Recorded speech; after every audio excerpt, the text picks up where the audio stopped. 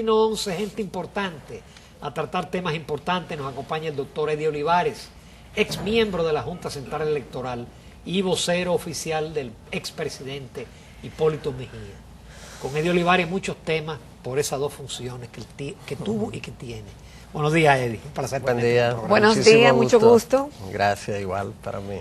Eddie, a raíz de cuando Tony Raful en una rueda de prensa ofreció los resultados con los 21 vicepresidentes, a mí me llamó la atención en esos días que uno está con el control pasando el televisor. Tú estabas en un programa que no recuerdo, y cuando te hicieron la pregunta tú dijiste, esos resultados no son oficiales. Yo me quedé así congelado, que no son oficiales. Después entonces al otro día veo ya el problema de que 4 de los miembros de la comisión organizadora, 5, es decir, no han firmado, que no están de acuerdo, que piden una entrega de acta. Y después de eso lo que sentimos que hay como un limbo, una indefinición. Creo que iba a ser este fin de semana, ¿verdad, Jacqueline? Que se le va, exacto, que este viernes se le va a dar respuesta. No, que ya este fin de semana era la juramentación. No, para el 28. El domingo, el lunes. El 28. Lunes, exactamente. Entonces, porque el domingo es Día de la Madre, entonces se programó para el lunes. Para el lunes, exactamente. Entonces, el próximo lunes. ¿Qué ha pasado? ¿Cuál es el reclamo real? Entonces, ¿por qué si ya se tiene por un hecho que Paliza es presidente, que Carolina es vicepresidenta, secretaria general, y entonces ¿por qué los otros puestos están en veremos? Bueno, en el renglón de los vicepresidentes y subsecretarios generales, que es un sistema muy especial en el PRM y probablemente único en un partido político, se eligen 21 vicepresidentes a través del voto uninominal directo y 21 subsecretarios generales. Se inscribieron por esos cargos 117, me parece, para la vicepresidencia y una cantidad algo menor, 110, algo así, para las subsecretarías generales. Es un proceso muy complejo porque implica una boleta enorme y en esa boleta los votantes y las votantes tienen que distinguir entre 117 recuadros para elegir 21, para marcar los que entiendan que deben marcar en función de su preferencia. Ha sido muy complejo ese proceso y hay muchas quejas en función de la transparencia de ese proceso, de ese nivel. En consecuencia se mantiene una discusión sobre eso y la comisión que usted señala, integrada por 5 de los miembros de la Comisión Nacional Organizadora, incluido su director ejecutivo, solicitaron que se cumpla con un mandato de la propia Comisión Nacional Organizadora para que se hiciera una auditoría a las actas que fueron computadas. ¿A todas? A todas, pero son 1000 y pico, se supone. Pero de la secretaría, de los vicepresidentes de las subsecretarías o de la elección completa. De las vicepresidencias y subsecretarías. Porque eran boletas son distintos, son especies de niveles distintos. Es decir, ustedes están de acuerdo con el tema. El tema de la presidencia y la secretaría general ha sido solo cuestionado por el candidato Jesús Vázquez Martínez. Hay una impugnación del compañero Jesús Vázquez que está pendiente todavía de ser conocida, de ser fallada por la CNO. Y hay otras impugnaciones de carácter local, alrededor de 70 impugnaciones, que también deben ser conocidas por la CNO. Ese es el proceso.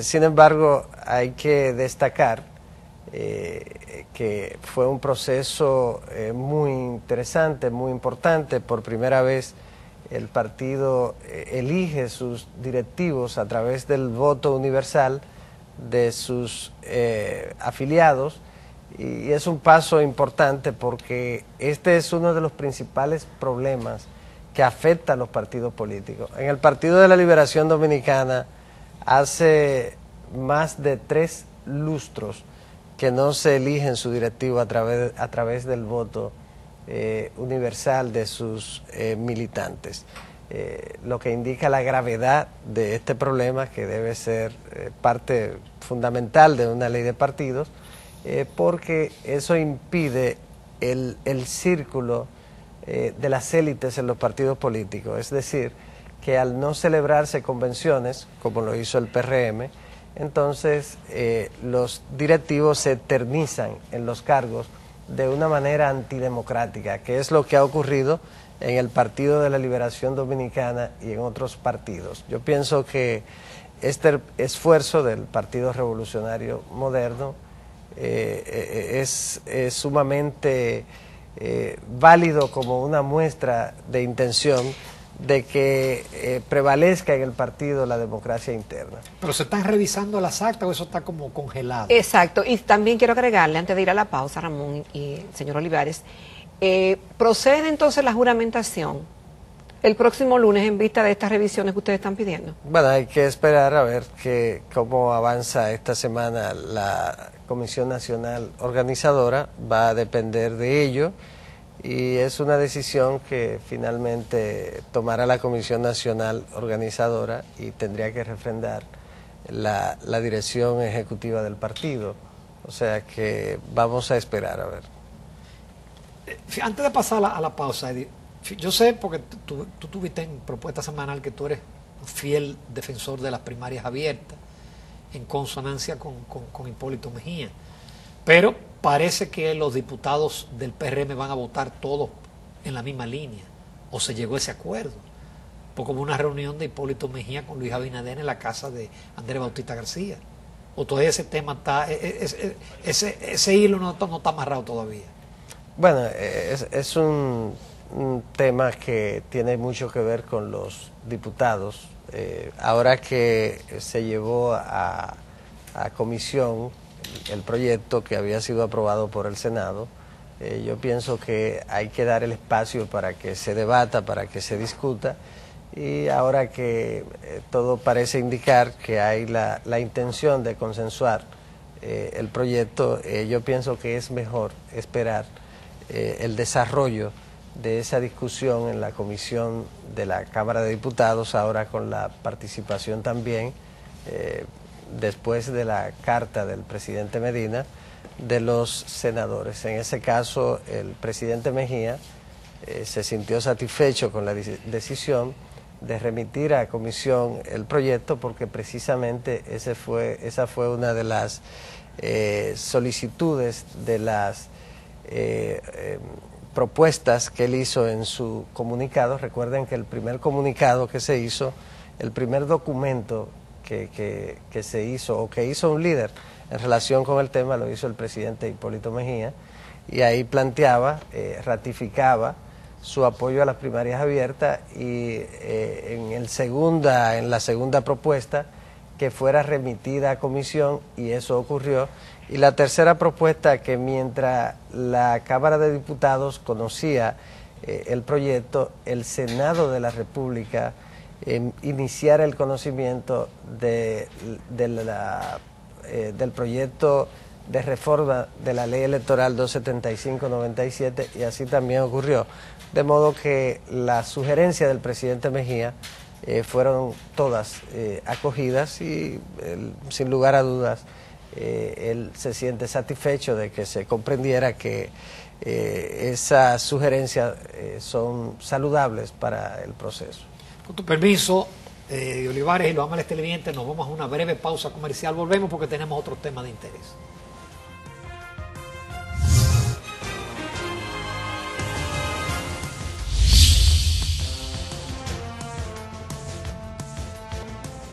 Continuamos en el programa esta mañana conversando con el licenciado Eddie Olivares, ex miembro de la Junta Central Electoral y actual vocero del expresidente Hipólito Mejía.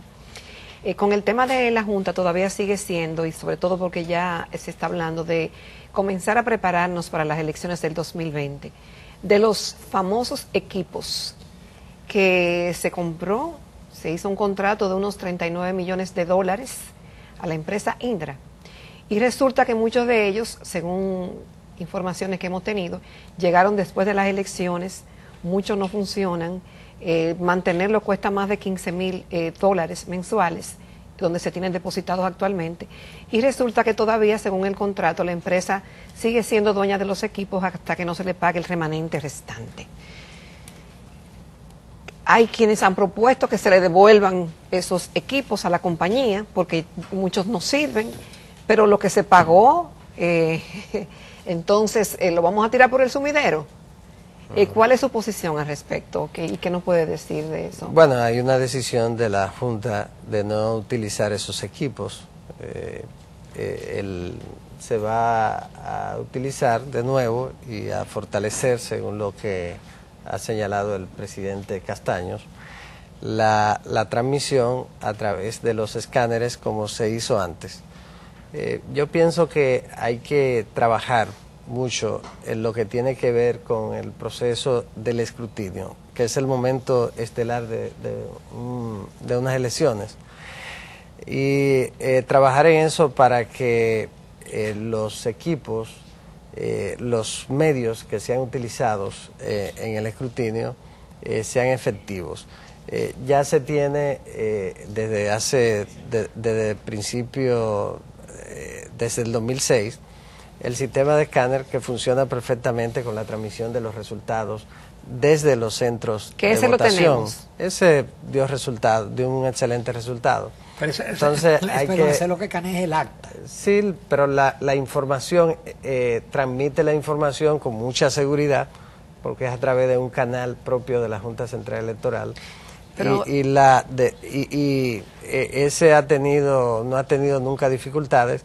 Lo que generó la dificultad con el tema de las unidades de Indra fueron los equipos que iban a sustituir el conteo manual por el conteo electrónico, y eso fue lo que no funcionó. Yo pienso que lo más importante es que la Junta se prepare con tiempo para pero no, eso es lo que yo quiero saber. Yo quiero saber la opinión suya como es miembro de la Junta con ese contrato, que si decía por algún lado de que si hasta que no se liquide la cantidad contratada, todavía la empresa que lo vende sigue siendo dueña de los equipos. Sí. Ahora bien, no decía por otro lado de que si se detectaba irregularidades en los equipos o no funcionaba, esa compañía debía devolver el dinero, por ejemplo. Claro. O cuál es la responsabilidad de quienes firmaron ese contrato. Sí, porque no se puede estar dilapidando el dinero del pueblo. Sí. Es muy bueno que ahora digan, no se va a usar esos equipos porque no sirvieron. Sí. Y esos 20 y pico de millones de dólares que se le pagaron a esa compañía. Claro, ¿Quién responde por eso? Hay dos obligaciones en un contrato entre las partes. La del vendedor, que es la de entregar el objeto en perfectas condiciones. Exacto. Y la del comprador, que es pagarlo. Esas son las dos principales obligaciones de un contrato sinalmático como fue este entre Indra y la Junta Central Electoral. Sin lugar a dudas, y se demostró en las elecciones, esos equipos en un porcentaje que sobrepasaba el 35%, 40% tenían defecto de fábrica. Desafortunadamente, a pesar de la propuesta que hicimos en su momento, antes de las elecciones, no se hizo una auditoría responsable para contactar esos vicios, esos daños que tenían los equipos, y ante la propuesta que nosotros hicimos, lo que hicieron fue contratar a la PricewaterhouseCoopers, la filial de Madrid, precisamente, que había tenido excelentes relaciones o algún nivel de sociedad con la Indra, y esa empresa hizo una auditoría que presentaron en una hoja, así, y nos entregaron una hoja, y yo presenté yo lo hice público, la situación, y en una página de 4 párrafos, ellos dijeron que todo estaba perfectamente bien, que el software funcionaba perfectamente, que los equipos todos estaban perfectamente bien, y se siguió para adelante. Luego de las elecciones, ustedes recuerdan que yo propuse que se demandara a la Indra por incumplimiento de contrato. Eso no ha ocurrido. Y yo les voy a ser sincero, no veo ninguna voluntad de parte de la Junta Central Electoral de demandar a la Indra, y la demanda debió producirse por ante el Tribunal Superior Administrativo. ¿Pero cuándo? Pero debió producirse. ¿No puede producirse al revés una demanda de la Indra contra la Junta? Sí, claro. Si no le pagan, la Indra va a demandar a la Junta. Sí, sin porque en lugar a ningún dudas. momento cuando se... Ahora, lo que no se explica es que frente a esta situación la Junta no haya demandado a la Indra. Eso yo lo he pedido, me cansé ya de plantearlo. Lo hice en la Junta Sí, usted dos era una veces. disidente argumentando justamente lo que finalmente pasó. Pero yo le voy a ser sincero, no noto que haya voluntad por parte de la Junta Central Electoral por demandar a la Indra. Eso sin lugar a dudas. Es lamentable lo que ha ocurrido con este tema, pero ojalá se produzca una solución que sea mínimamente satisfactoria Ahora, para el Estado Dominicano. ¿Funcionaron los captadores de huellas? Sí funcionaron. No, funcionaron algunos, pero una gran Eso parte lo no suministró funcionó. la Indra también. Sí. Eran tres, recuerden que eran tres equipos.